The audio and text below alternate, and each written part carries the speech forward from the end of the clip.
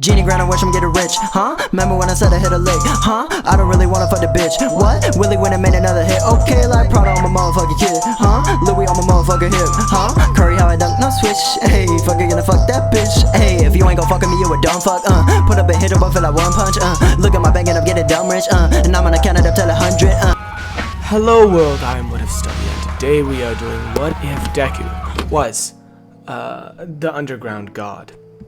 So, basically, Deku enters the building, now feeling this new life, encouraging, and his parents, and a new change, a breath of new air, as Momo sits on his shoulder.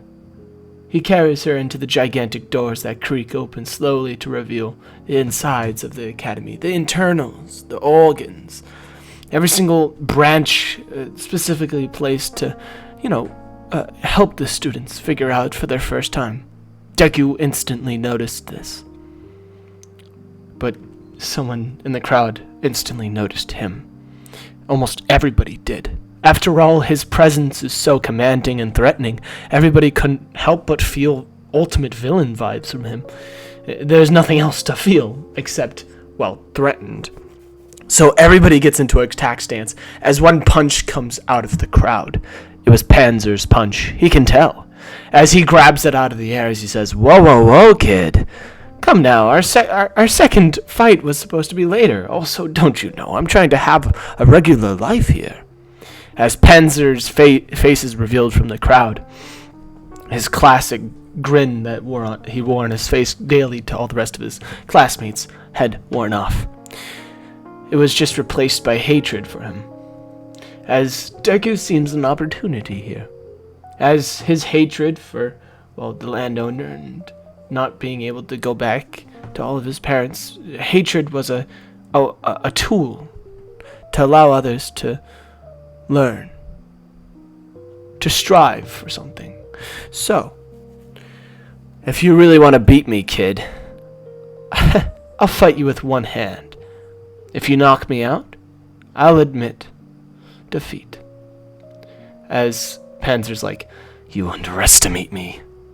As he's like, "Whoa, you got darker before." As everybody else, as Vayne comes out of the crowd saying, "He's not usually like this. It's just he's kind of weird right now. I don't know why he's so fixated on you." Olive comes out from the crowd too, with her spunk and all, saying, "Well, of course he hates him. I saw it after all. What you did to him." As Alex doesn't take his stare away from Deku. As, he takes his fist away, silently regretting it. As, he stands tall, staring at Deku with unrelenting hate. As his face returns to normal, remembering that he's in his school presence. Everybody here still likes him. He doesn't want to mess that up now, does he? As Alex holds himself back. Vayne puts his hand over his shoulder, saying, "Come on, guy, let's just go." As, Deku's like, wait. I actually have a challenge for this whole classroom. If you can beat me in a one-on-one, no, actually, I'll have it be a free-for-all. All of you versus all of me. Come on. You can try your hardest and use your quirks. Come on, give it a shot. As he just stands there with his hand behind his back, of course the bad one, up, guarding his face. As everybody else is just like scuffling around, kind of like, what is he talking about? As then, Endeavor walks in behind him saying, "What is this child doing?" As then Deku's like, "Oh, teach." As Endeavor's like, "The hell who are you? I wasn't told of your presence." As he takes up like a clipboard in natural fashion and then just burns it in his hands. He's like, "Whoa, what the hell with it? Welcome to the team." As he's like, "Well, I didn't expect that." As then he goes back to his seat, kind of crushing the chair below himself. As Momo, of course, happily, daintily, glides into her seat. as she starts drawing up the schematics for his chin. However, Deku finds all of the, things that he's taught so boring. He doesn't even get to fight. He just wanted a normal life. However, he didn't consider that it would be this goddamn normal at a fighting thing. He almost wants to teach the class himself. Actually, you know what? So as days go by, Deku slowly takes over the classroom, challenging all of them during their training time to fight him. Every single one of them. This goes day by day as, freaking Panzer and Olive and Vayne all team up to fight him. They become sort of this small, the small three. As, the big three right now are kind of not as well known as them, actually. As they're the first grade people. And quickly their grades are just insane. Endeavor almost doesn't want to teach them. After all, Deku just keeps on riling everybody up. And so he actually gets, him to upgrade them from, first grade to second. Of course, Deku has a special request to take Momo with him. However, Momo's like, oh, I don't actually go here. As, Endeavor's like, what? So both of you just walked in here? I thought you were just students and I was being an idiot. However, I should have gone with my gut. As then he rises slowly and walks over to Deku. As he's like, will you get out now? Freeloaders. As then he's like, no. I won my way in here. How about this? I'll challenge you to a fight. If I win, you allow Momo into the system. And allow her to go to the third grade of this whole thing. As Endeavor's like, you want to fight? Don't even kid with me, child. I am your teacher and you are the student. Now sit down and let me take out the trash. As then he picks up Momo from her jacket and he's like, touch her and you die. As then Endeavor's like, oh, what, freeloader? Tell me what you'll do. As then Deku's like, I didn't want to have to fight. Until Mirio just opens up the door like, oh, hey, Endeavor. Oh, as, Deku, Deku's, like, flame starts to burst in his mouth, and then he, like, gulps it down, exploding in his mouth, as he's like, as he, he glides himself off to the side, trying to, cover the fact that he just choked down some flame back into his throat. As Momo's the only one that knows what just happened, as she had made the schematics for his new breath attack. And she's like, she goes over and like pats him on the back. She's like, it's okay. As he's like, I really just wanted to fight him. And she's like, I know you did. As she's like combing his hair. Both Endeavor and Mirio just start talking off to the side like weirdos. As, as Deku's like, well, is she in? As Mirio's like, instead of Endeavor, I'll be fighting you. As Deku's like, sounds like a freaking deal. All right. As he's like, how much weaker are you? He's like, only half. Half? I guess it's half off day then. As Momo giggles at the pun, trying to like reward him with it. He's like, don't pity giggle, please. As then they go off onto the side. The training grounds under the UA gathers hundreds of the other students. As Endeavor is hosting the fight, he creates a colander of flames around them. This kingdom of fire that he calls it, where it's just colanders of fire that are structured in a way that people can sit on it, and he chooses who gets hurt and who doesn't from it. He can only format it for 15 minutes. However, that's how long fights will last. So, it's worth it. As bleachers and all this stuff are made, they start selling shit as, it becomes like a huge sport event between Deku and Mirio. As, Mirio walks in and Endeavor's like, our champion, Mirio, and Deku, the new challenger.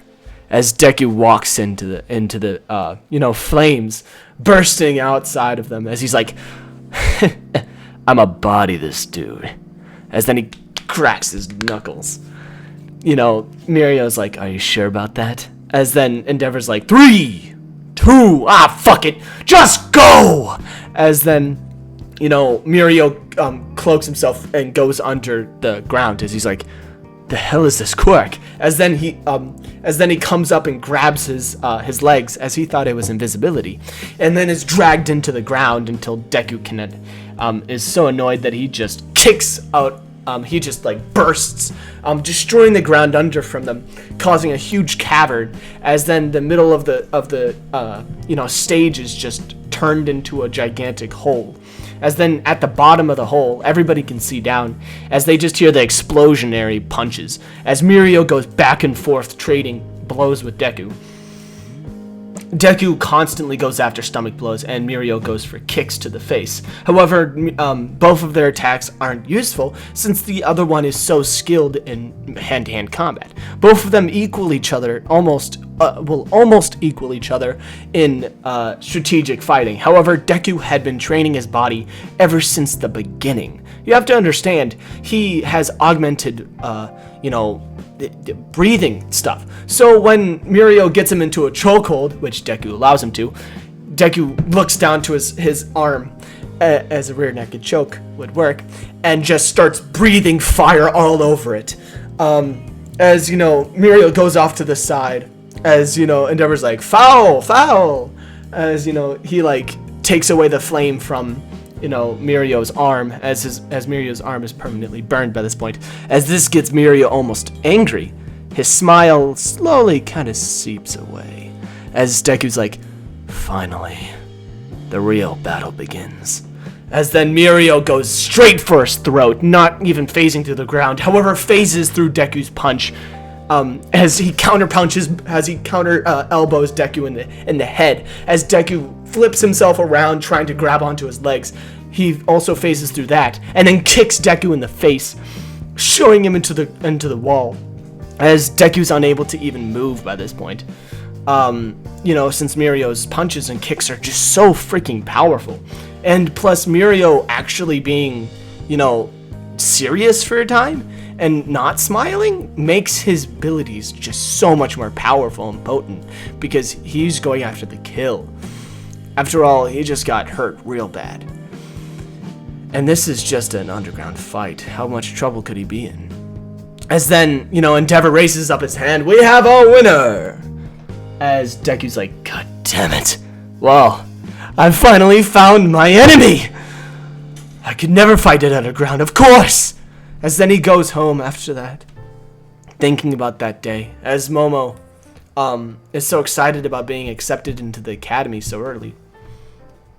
However, Endeavor doesn't actually keep his promise. Once she gets in, maybe she's actually getting into the academy because of this, not being up to the 3rd grade. So he'll just have to spend his time alone with them. As Deku chills outside her window talking to Momo, talking about everything that had happened. After all, she was there, she should know, but it was insane. He finally found somebody to fight. Someone worthy. Not like he's already creating somebody to fight him. Panzer would know. As he looks up to the stars and finally realizes that about her monologue that day. So, what was that about? Momo. As Momo, inside of her pillow bed in her gigantic mansion, says, Oh, well, I guess it's time for you to know. You were never that type to question. Well, you see, long ago when I was maybe 12, I had unlocked my quirk when I was 5. However, it took me a while to become good at it. I had loved inventing. I could do it with just a flick of my wrist. It was so easy. We had never struggled for money. Never. But when it came time for me to show my inventions, my parents, they got more than greedy. They used all of my inventions and forced me to sign them off. My babies, my creations, everything that I had built up those years, were gone. I lost my ambition. Soon corporate leaders wanted me to make more and tried to force me into it. She looks to her wrists, the chain links around them. She says, when my parents tried to stop him, I had to watch them die. Both. I knew what they had done, and they had too. They tried to fix it, but in the end they just died too. It's something about their death that haunts me so. It was not knowing whether they're going to hell or heaven. I don't know, and it terrifies me every night. That's why I sleep with you, Deku. 'Cause I want something. I need someone. He says, when I died, well, when I was revived from dying, I had seen 2 lights. No, 1 light. 1 dog. It was hell and heaven. I knew where I belonged, but it was like this world was giving me an option. Like I could be saved. Like something in this world wanted me to live. I saw it after that, and it brought me here. Maybe that was you.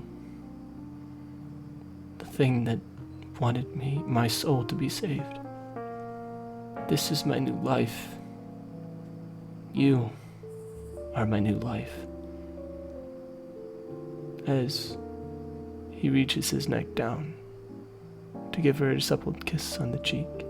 However, she moves her cheek to her lips as he finally, willingly, kisses her on the lips. Not too long and not too short. Enough to say goodbye. He leaps out into the night sky, death following him. The dark mist cloaking over her castle. Thank you so much for watching. I'll see you guys in the next one. Goodbye, and thank you. Thank you so much.